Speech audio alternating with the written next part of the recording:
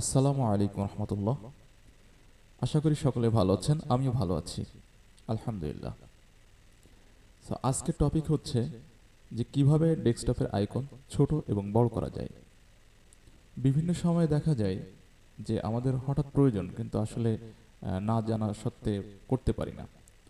So আজকে শুধুমাত্র তাদের জন্যই যে কিভাবে ডেস্কটপের আইকনটাকে ছোট এবং বড় করব, যাতে করে প্রয়োজনের সময় সেটা করতে পারি। তো চলুন বন্ধুরা, আসলে দেরি না করে আমরা আমাদের মূল টপিকে চলে যাই।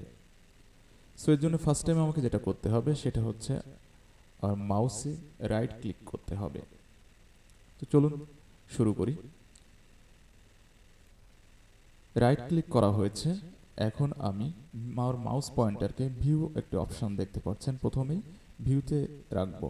ভিউতে রাখা মাত্রই রাইট পাশে দেখেন, ডান পাশে দেখেন লার্জ আইকন, মিডিয়াম আইকন এবং স্মল আইকন, এই তিনটা অপশন দেখতে পাচ্ছি। সো এখানে আমার এখানে রাখা আছে স্মল আইকন, যেহেতু এখানে টিকমার্ক উঠে আছে অলরেডি। আর যার যেটা পছন্দ, যেমন আপনার লার্জ আইকন পছন্দ হতে পারে, কারো মিডিয়াম আইকন পছন্দ হতে পারে, কারো স্মল আইকনের প্রয়োজন হতে পারে, পছন্দ হতে পারে। সো আমার যেটা পছন্দ আমি সেটা রেখে দিয়েছি। সো আমি এখন যেটা আপনাকে দেখাবো সেটা হচ্ছে লার্জ আইকন, অনেক বড় আইকন কীভাবে করতে পারি। তো এর জন্য আমাকে যেটা করতে হবে সেটা হচ্ছে আমাকে লার্জ আইকন প্রথম যেটা, এটাতে আমাকে একটি ক্লিক করতে হবে। তো চলুন দেখি কি হয়। লার্জ আইকনে আমি একটা ক্লিক করলাম, দেন দেখেন কত বড় হয়ে গেছে। এখন আমাকে আমরা যেটা করব সেটা হচ্ছে মিডিয়াম আইকন কিভাবে করতে হয় সেটা দেখব।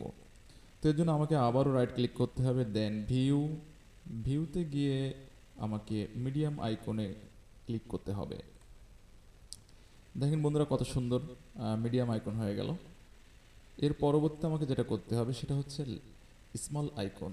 তো এর জন্য আমাকে আবারও রাইট ক্লিক করতে হবে, দেন ভিউতে ক্লিক করার পরে আমাকে যেতে হবে স্মল আইকন।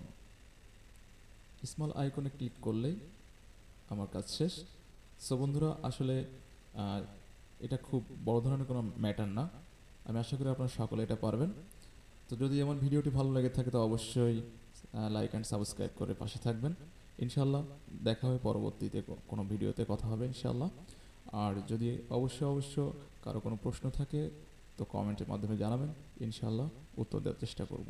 সো ভালো থাকবেন। আসসালামু আলাইকুম ওয়া রাহমাতুল্লাহ।